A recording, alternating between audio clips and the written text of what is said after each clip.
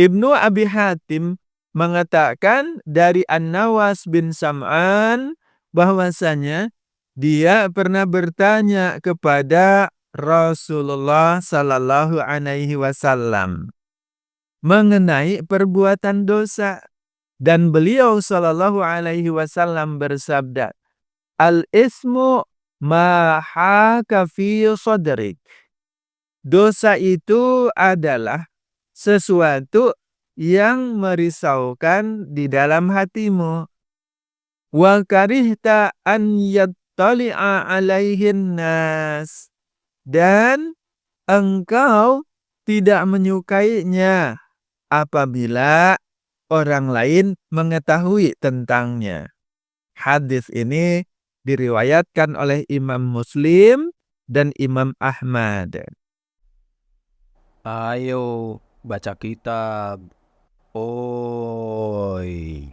Jangan lupa subscribe, like, dan share Baca Kitab Boy. Assalamualaikum warahmatullahi wabarakatuh. Bismillahirrahmanirrahim. Kita melanjutkan kembali pembacaan kitab tafsir Ibnu Katsir, dan kini kita memasuki pembahasan ayat 118 sampai 120 surah Al-An'am. Baik, mari kita mulai. A'udzu billahi minasyaitonir rajim. Fakulu mimma dzukira smullahi alaihi in kuntum biayatihi mu'minin. Maka makanlah daging dari hewan-hewan yang halal yang ketika menyembelihnya disebutkan nama Allah jika kalian beriman kepada ayat-ayatnya. Wa ma lakum alla ta'kulu mimma dzukira smullahi alaihi. Dan mengapa kalian tidak mau memakan daging dari hewan-hewan yang halal yang ketika menyembelihnya disebut nama Allah? Wa qad fassala lakum ma harrama alaikum illa mad'turirtum ilaih. Padahal sesungguhnya Allah telah menjelaskan kepada kalian tentang apa yang diharamkan atasnya oleh Allah, kecuali dalam keadaan terpaksa kalian memakannya. Wa inna katsiran la yudilluna bi ahwaihim bighairi ilm. Dan sesungguhnya kebanyakan manusia benar-benar hendak menyesatkan orang lain dengan hawa nafsu mereka tanpa didasari oleh ilmu pengetahuan. Inna rabbaka huwa a'lamu bil muhtadin. Sesungguhnya Rabbmu, dialah Allah yang lebih mengetahui tentang orang-orang yang melampaui batas. Wa dharu zahiral ismi wa batinah. Dan tinggalkanlah dosa yang tampak maupun yang tersembunyi. Innal ladzina yaksibunal isma sayujzauna bima kanu yaqtarifun. Sesungguhnya orang-orang yang mengerjakan dosa kelak akan diberi pembalasan disebabkan oleh apa yang mereka telah kerjakan. Quran Surah Al-An'am ayat 118 sampai 120. Berkenaan dengan tafsir ayat-ayat yang mulia ini, Al-Hafiz Ibnu Katsir menjelaskannya sebagai berikut.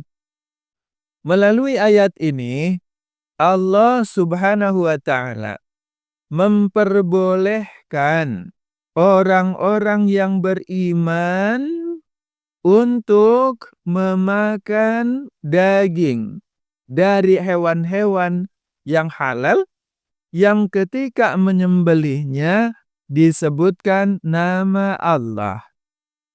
Tuntunan ini juga berarti bahwasanya hewan-hewan atau binatang-binatang sekalipun yang halal akan tetapi disembelih tanpa menyebut nama Allah, maka sama sekali dagingnya tidak diperbolehkan untuk dimakan oleh orang-orang yang beriman.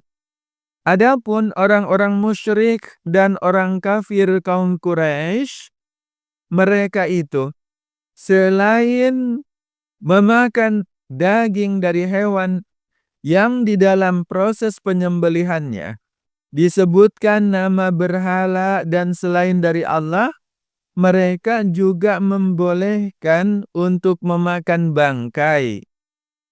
Termasuk ke dalam pengertian bangkai adalah hewan-hewan yang mati bukan karena disembelih secara benar. Termasuk yang proses penyembelihannya tidak sesuai dengan tuntunan yang telah ditetapkan. Itu semua termasuk ke dalam kategori bangkai.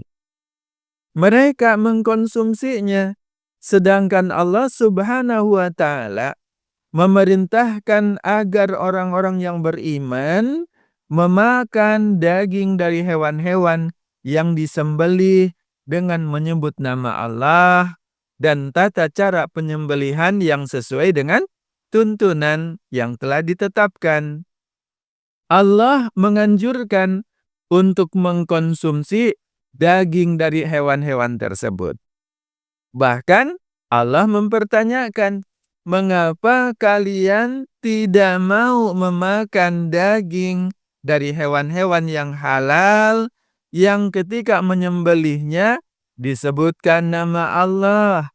Padahal sesungguhnya Allah telah menjelaskan kepada kalian tentang apa saja yang diharamkannya atas kalian.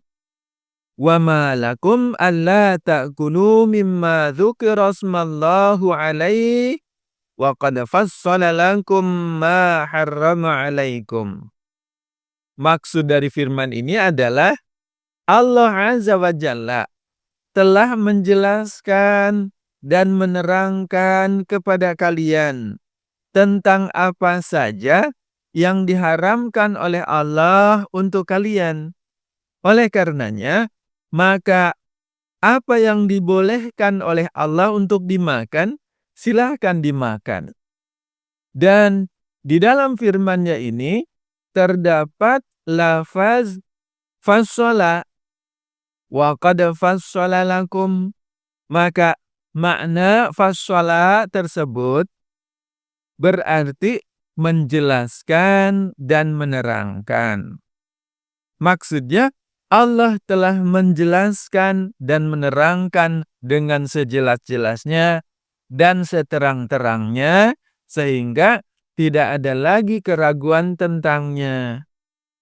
Kemudian Allah melanjutkan firman-Nya, illa madhturirtum ilaih, kecuali apa yang terpaksa kalian memakannya.